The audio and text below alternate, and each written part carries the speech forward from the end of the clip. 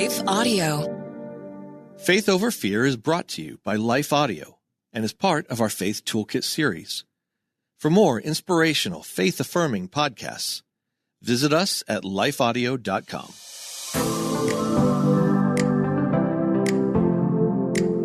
Hello, welcome to the Faith Over Fear podcast, where we discuss powerful truths to counter anxiety and fear, big and small.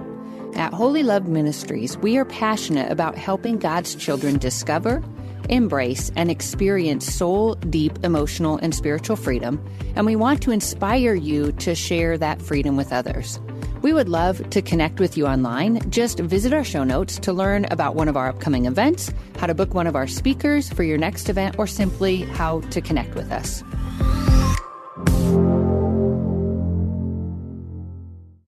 Is life feeling chaotic?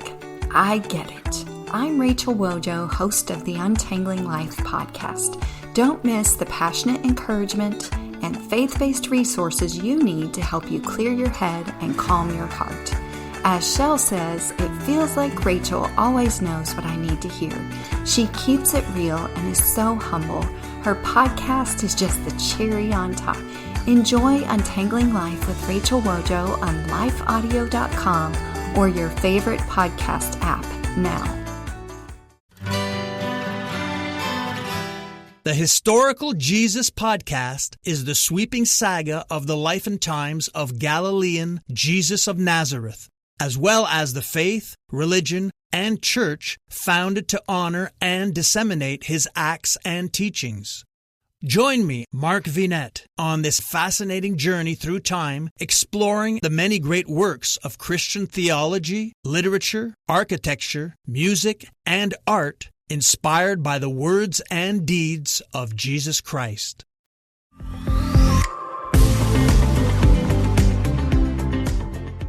I'm Jennifer Slattery, and as a Midwest transplant, I've come to love each of the changing seasons in the physical realm. In the spiritual and emotional realm, however, I would much rather live in spring, in a place of newness and growth and abundance, and I tend to feel much less enthused about fall, which my guest, Grace Wabuke Klein, uses analogously to discuss times of release, because letting go can be really painful, it can be unsettling, but Grace encourages us to honestly acknowledge our sense of loss while cultivating a sense of hope-filled anticipation for the beauty that God will bring from it. Well, Grace, thank you so much for joining us today. Thank you, Jennifer. This is such an honor. Grace is a gifted speaker and a writer who has experienced God's goodness in the middle of some of her most painful moments. She and her husband Phil lead Focus 412, a ministry that helps churches grow. Through this ministry, they have worked with some of the largest and most influential churches across the country. Grace was born in Uganda during the tyrannical reign of Idi Amin, and her family fled to the United States and settled in Minnesota. Grace has a bachelor's degree in U.S. history from the University of California, Berkeley, and earned a master's in intercultural studies from Fuller Theological Seminary. She was on the pastoral leadership team at Faith Church in West Covina, California, for more than 15 years. She had the honor of empowering thousands in their leadership and spiritual growth. Grace and her husband have been married for over 5 years and reside in Birmingham, Alabama. That's quite a difference from Southern California, I'm sure. Yes, it is a little bit. Yes.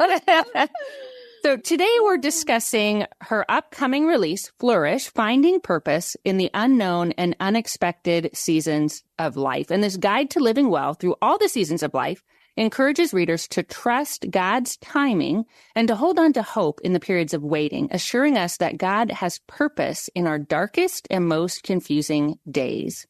In Flourish, Grace meets the reader in their heartache, disappointment, and pain, and gives encouragement and a fresh perspective on the winter seasons, which is what we're focusing, really the winter and fall that we all go through, as practical steps, not just to survive, but to find purpose in the unknown and the unexpected.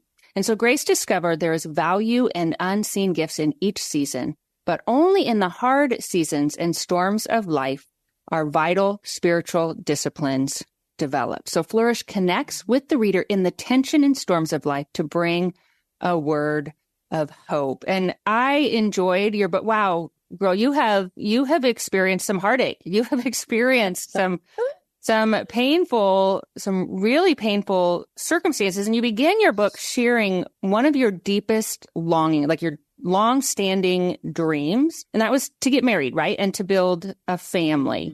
And so what was it about that? I'm sure there was a lot kind of wrapped up into that, but what did you really envision if you could reach that dream of being a wife and mother? What was all entailed in that?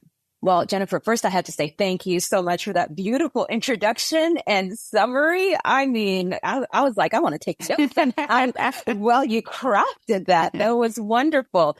So yes, this book originally came out of, I say it was 4 years to write it, but 48 years to live it. Wow. And really the journey of what the Lord has done in my life, what he's brought me through, the lessons that I've learned as I have leaned into him during really hard times. And one of them was this desire that I had ever since I was younger to be married and have a family. I was blessed to grow up in a wonderful faith-filled home. And I wanted to continue to experience that.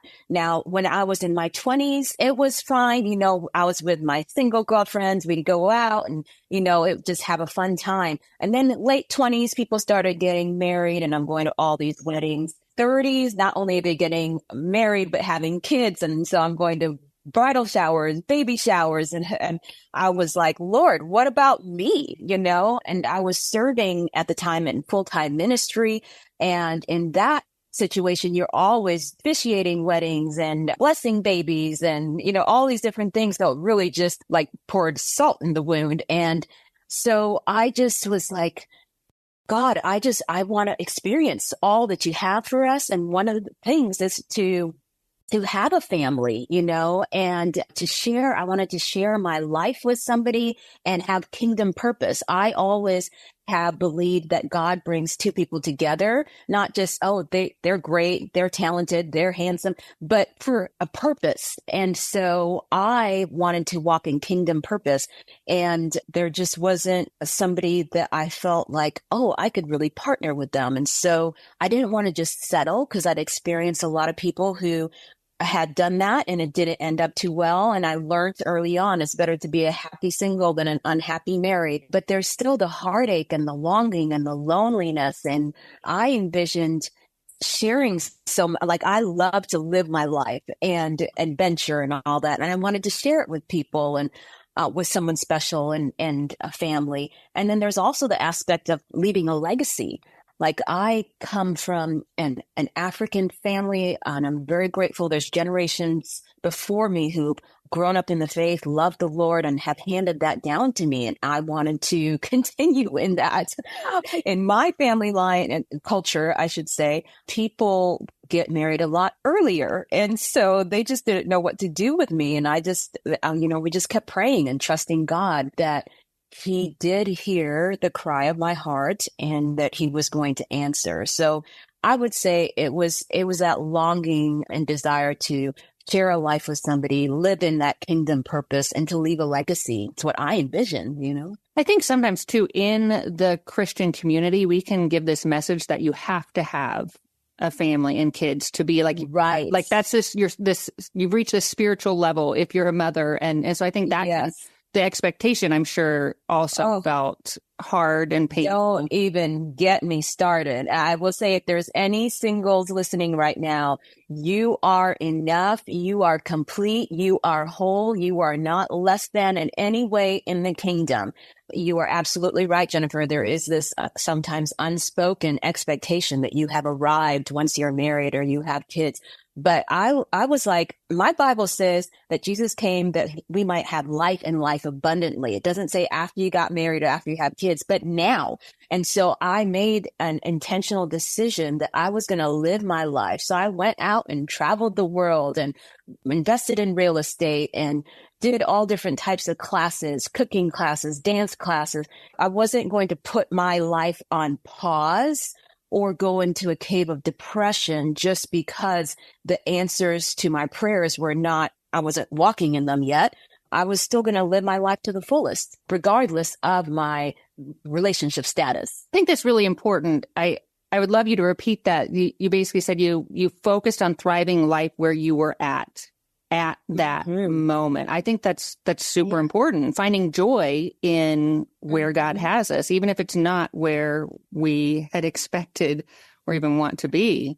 Right. There's a famous line from a movie from years ago. I think it was Jerry Maguire, where one of the characters says, "You complete me." And it was a beautiful romantic line, but that's not reality. You are complete now. Yes, it's wonderful to have somebody come along and share a life with them, but don't live your life in a sense where it's not fulfilled or not complete. Live life to the fullest now where you are at. Don't let a lack of a spouse or kids or whatever dream you're believing for keep you back or hold you back from living life to the fullest. You have too much to give. Your voice is needed in this world.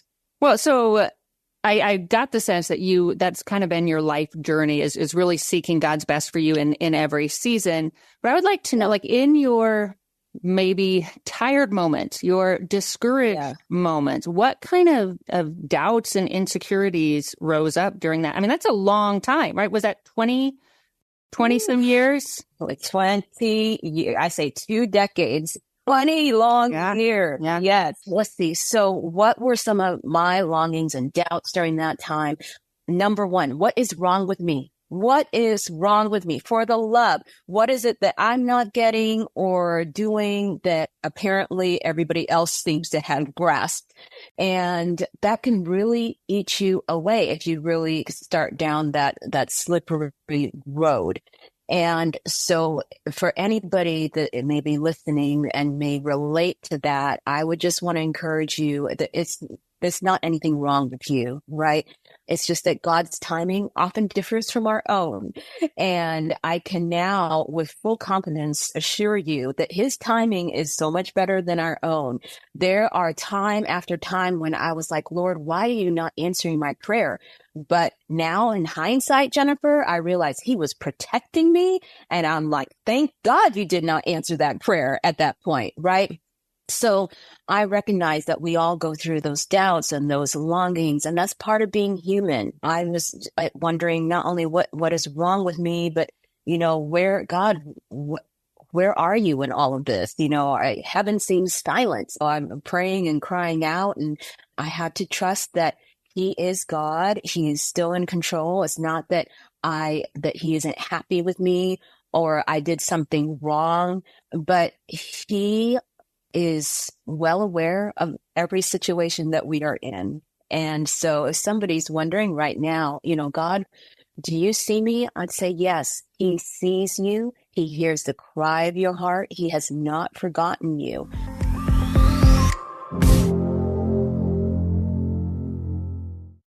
Hey everybody, I'm Dale. And I'm Tamara. And we're hosts of the Kainos Project podcast, where we help you tackle ancient Christian truths in everyday settings. The word kainos means new, and that's exactly what we want to do on our podcast. Bring something new from what is old in our faith. And on this show, you might hear us explore topics like what the Bible has to say about student loan forgiveness, discuss how the Satanic Temple affects our view of religious liberty in America, or even question why is it that so many people are having rapture anxiety. To learn more about the podcast, go to lifeaudio.com.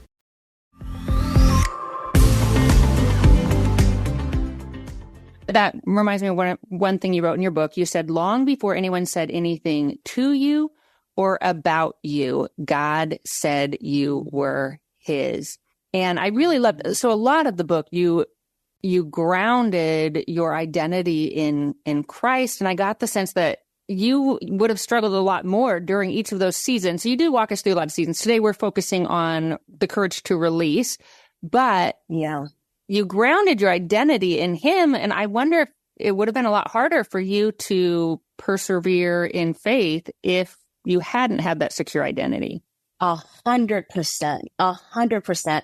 I tell people all the time, the greatest gift I ever received from my parents was that they introduced me to the Lord as a young girl. And for any of you who may be listening that are still seeking and questioning, I just want to assure you it is the best decision. It doesn't mean you won't ever have any trials or heartaches, but it will mean, just like Jennifer was saying, that you will have somebody to turn to in them to receive hope and encouragement and life, and to know that you are not alone. And so apart from my parents bringing us over from Uganda to America and opening up so many opportunities for us, this was the greatest one in teaching me who the Lord is, how to pray, how to study the word for my own to God and say, God, I'm dealing with this. One of the earliest times I experienced this was in my childhood. I was often teased. Today we would call it bullied. I was always the only Black student in my all-white school. And so our family experienced a lot of heartache and pain from having a brick thrown through our window, car tires slashed. Wow. We went to church one time and were looking for community and was so excited when the pastor asked if he could come and meet with us. And we thought he was coming to get to know us. But Jennifer, he was actually asking us to leave because the church was not comfortable with us being there. And so I watched my parents walk through that season in such a way that marked me, because they didn't turn around with words of maliciousness. But yes, they were hurting, but they were able to forgive and release that. And so I learned at a young age that it's by going to God and asking him, help us to forgive, help us to continue to love, that it was modeled to me. And I'm so grateful for that. So that when I experienced it myself at school with kids teasing me and saying, you're not this, or you're never going to amount to this, or you're ugly, and teasing me for my hair and my thick lips, I wish I could go back and tell that young girl, don't worry about it, because years down the road, people are going to be paying lots of money to have lips as thick as yours. Oh, God. But, it was in those times that I learned. It was the first time I learned to say, okay, God, this is what these kids are saying about me, but who do you say that I am? And by going into the word, I learned that I'm a child of the King, an heir to the throne, and fearfully and wonderfully made, and more than a conqueror, that greater is he that's in me than he that's in the world. I could keep going on. I put some of this on my website, by the way, because some people say, well, Grace, I don't know the Bible well enough to know those scriptures that you're talking about or who I am. And so I put together a resource on there. It's on gratitudewithgrace.com. And it's called the Lies versus Truths, the lies that we often hear said to us or we say about ourselves, and the truth of what God says, who we are. So that's beautiful. I can go on and on. Yeah, no, I mean, those are good. I mean, and I think internally we do need to go on and on, right? Just on and on with what God says and with what He proclaims about our souls. And so let's talk, shifting a bit. So I do have to say, your health challenge. Just thinking. So you're speaking and you're doing these things where the last thing you want to do is have people watch you run to the bathroom, right? I mean, that to me seems like did it kind of induce a bit of shame? Okay. So first we got to give some background. Yes. What is Jennifer talking about? So one of the things I dealt with over the years with fibroids, growing in my uterus, which are benign tumors. And they can grow to sometimes the size of an orange or cantaloupe or larger. And you can have numerous fibroids develop. And so when I was in my, early 30s, I think I had a surgery to have them taken out. And then they came back in. And this was when I had started speaking more frequently. And the thing with fibroids is they press on your uterus and your bladder. And so it causes you to constantly have this feeling of having to go to the bathroom and, keeps you up at night. And then, as Jennifer was saying, I'd be ready to go up to speak and I'd have to turn to the host and say, I have to go to the bathroom. I mean, I wouldn't say it was shame. It was more so embarrassment, the embarrassment of here they've asked me to minister and I'm trying to run off to use the restroom or shorten the message if it's, in the middle of the message. Wow. Or when I'm traveling, constantly having to, find a bathroom and, it affects everything. Like I like to go on long runs and you don't know where the bathrooms are going to be. And so there was the embarrassment and then the frustration of like, Lord, I'm doing your will. You say the harvest is plentiful, but the laborers are few. You have a laborer right here. Why can't you just heal me? Just heal this and help me to be even more effective. So I'd say it was not so much the shame, but the embarrassment of the situations I'd find myself in and the frustration of God, why aren't you doing anything to resolve this? Did you feel like you had to explain? So like to the host because I would see that is kind of hard to I don't want to go into this big conversation, but I don't want them to think I'm just bailing. Yeah. Exactly. I tried to approach that ahead of time and just say, hey, just a heads up. And they were so gracious. They'd be like, okay, I'm praying and believing with you, And so I got to the point where I realized, okay, maybe my healing is not coming through the miraculous hand of God, but it's going to need to be through modern medicine. And so I did need to have a hysterectomy. And that's before I birthed natural birth children. I'm blessed to be a stepmom to two beautiful girls by marriage. But I do know that that's one of the things when we talk about release or loss or grieving, that I've had a number of women come up to me that have experienced that, having had a hysterectomy, and just, the emotions that go along with that. Yeah. And that reminds me. So in that section of your book, I remember you writing about that period. And when you read it, it's like, a few pages, but that probably, I imagine there's a lot of wrestling and emotion tied up in that. But you emphasize the ability to grieve. And so how does our ability to grieve, maybe giving ourselves permission to, because I think sometimes in the Christian circles, we can kind of numb our emotions by just like, oh, everything's great. God is so good. And we don't really give ourselves times to grieve. And so how can our embracing grief, walking through that and say like, hey, this, God, you're still good, but this really hurts. How does that help us to really walk forward with open hands?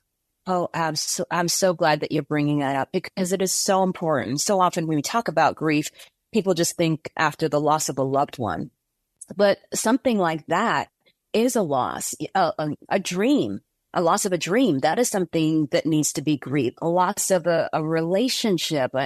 So it's not just somebody passing away. There's a number of different things that people who are listening may be going through right now that you need to go back and say, I think I really need to grieve this, and just allowing yourself the space to do that is so important. I worked with a counselor, and he helped me recognize this is grace. It's not just a medical procedure, but as a woman, the uterus represents the opportunity to bring life into the world and to continue the family heritage. I mean, there's so much wrapped into that, and I know it was hitting my mom really hard. Oh, I bet. And I can imagine. I'm the oldest, and so I was dealing with my emotions and then hers. And I just remember being in the car on the way to the hospital for the procedure so early in the morning, and had just been preparing for this emotionally, but still just like the day up, you're like, oh, it's really happening. Lord, is there no other option? And I just said, God, I just need to hear from you. I really need a word. And I just remember I felt like the Holy Spirit just asked me, Grace, when did you give me your life? And I said, Lord, when I was a little girl, I've been so grateful to have you in my life. And I'll never forget, Jennifer. Oof. It was like, did that include your uterus? And I sat there in silence, and I was like, yes, Lord, I guess it did. So often in the church, when we say, Lord, you have my life, we're thinking like our futures and our dreams and everything. But this was like literally, he created me, and that includes all aspects of me. And so I literally held my hands out like this, just cupped them out. And I said, Lord, I give you my uterus. And while this was not what I envisioned for it in this lifetime, I trust that you are going to birth more out of it spiritually than I ever would in the natural. And just such a moment with the Lord of surrender. I'm not saying it was easy, but I had to trust that just like he has a plan for our lives and what we are to do for his glory, that he had a reason for that. And I know I've been able to encourage other women along their journeys and believe that he's going to continue to birth other things spiritually through that. But that would not have happened if I had not created that space and invited the Lord into that space, which is so important when we are grieving, saying, Lord, I need you. Help me to see this as you see this. Help me to process through this pain. But it is okay. He gave us those emotions in the first place, So letting him be part of that process is so important. Well, I think it's really good that you sought outside help too. Like a perspective of a mental health professional that's super healthy. So that shows us a bit like how God has met you in your painful experiences, but throughout all of your stories, from both when you were a little girl and you were encountering such evil, and then when you had the loss of a dream, this long held dream. And I remember you said in your book that at the time it felt like the essence of your womanhood. Yeah. So it was a bit of an identity hit, maybe. Oh yeah, absolutely. Like, okay, I thought that's what part of my purpose here. When the Lord says be fruitful, multiply.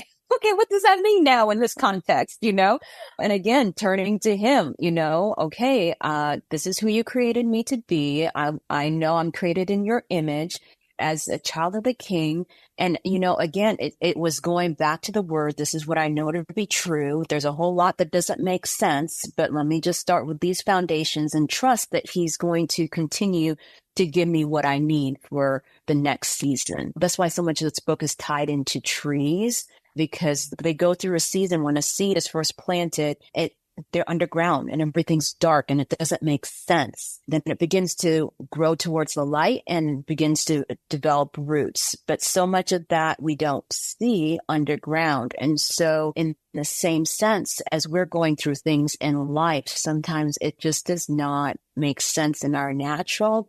But in the spiritual, just like your beautiful introduction said, that God is doing something. He's developing in us things that could not be developed any other way. And he's transforming us to be more like him. Well, that reminds me of another one of your quotes, something you wrote in your book. Yeah. You wrote, "I've found being able to let go and release whatever God says creates space for him to do things." So that I thought was really powerful. And I trying to remember, I think you talked about like when we don't release that can that actually hinder our next steps forward? Oh, absolutely. We see that in nature as well. So often people think trees, that wind just blows the leaves off trees. But actually, I've studied this, and my dad was a scientist, so I can attest to that there's actually a hormone that trees trigger their leaves to get ready to be released. In other words, it's intentional. And so we see that trees intentionally release their leaves, and we don't see any trees trying to scoop them back up, but they intentionally release that because they know that if the leaves stayed on through the winter, it would actually kill them. Because, I don't have time to go into all the different scientific reasons, but just you can Google it or read the book to find out more. And so it's so important that we are able to release things. And I found that as we do that, God is able to do so much more when we live open-handed. There's just story after story of that. I will tell you that, as I alluded earlier, sometimes it's for our protection. One time the Lord put on my heart to give the down payment that I had saved for my very first home towards the church, because our church was giving a building campaign for a new building. And I gave the Lord all the reasons why that should not be me. And I was like, there are people who are much wealthier than me. I'm on a minister's salary. And I've been saving for years. I'm talking, Jennifer, living at home in my early 30s, eating and not going out to eat, not shopping. And I had scrounged after years a down payment, I think of like $20,000. And I felt the Lord give it to the church. And I was like, wow. Oh, do you know how long this is going to take to try and save this? I mean, this is trying to buy real estate in California. Right? Yeah. And so I did give the check shakingly to the director of finance. And it didn't make sense to me. But now I can tell you, had I had bought that house at that time, I would have been completely under, because it was just before the market crash in 2008. Yeah. And so for those of you who may be listening, sometimes we are called to release things that might actually be God protecting us, and we're fighting it here. And the Lord is trying to say, hey, I have something more for you. If you would just release this, I'll be able to protect you, give you something else that you don't even realize that you need. Anyway, I digress. No, that was awesome. But so, I mean, really it goes back to just trusting God has our best in mind. Yes, my friend. That was one of the key things that I learned. I cried out, and with this, I cried out to God for so many years. God, why are you not answering my prayer? Why are you answering everybody else's prayer? Right? And year after year, I heard nothing until when I got married. I asked the Lord, why do some people wait 2 years and I waited 2 decades? Wow. Yeah. And after I got married, I finally heard an answer from the Lord. He said, Grace, do you want a faith that is 2 years deep? Wow. Or 2 decades deep? Wow. And my friends, that is when I got it. There are some things that can only be developed through the trials and heartaches of life, through the releasing of things. I talk about releasing things in your head, your heart, and your hands. The things in your head that are keeping you stuck, the way that we think, the things in our hearts, such as bitterness, unforgiveness, pride, jealousy, comparison, and the things in our hands, like I talked about tithe or the offering, or there's another story in the book about surrendering the things in my household. And just time after time again, I can see that the Lord has been faithful. He's faithful to heal you. He's faithful to help you. And he's faithful to hold you in the times when your prayers are not answered as you expected. But you can trust that he always has something so much better than we could even think or imagine. That's why my trust is strong, Jennifer. My faith is strong through all of those seasons that I went through. Well, that's beautiful. I think that's a great place for us to end this conversation, is just on really building those roots deep so that we can have that 2-decade faith, so that we're prepared to do whatever he has for us in the future, and to receive whatever he has for us in the future. Well, thank you so much for this conversation. Thank you, Jennifer. It's been such an honor. Thank you for all of you who are listening. Such a joy to be with you today. To our listeners, I want to thank you for listening. If you haven't already done so, I encourage you to subscribe to this podcast, and then you won't miss a single episode. And we would love it if you would rate it. That encourages our team, and it helps others to find it as well. Until next time, may you live as one who truly has been set free. Faith Over Fear is a production of Life Audio and Salem Media. If you liked what you heard today, please take a second to rate and review this podcast in your favorite podcast app, so that more listeners like you can find the show. For more faith-filled, inspirational podcasts, visit us at lifeaudio.com.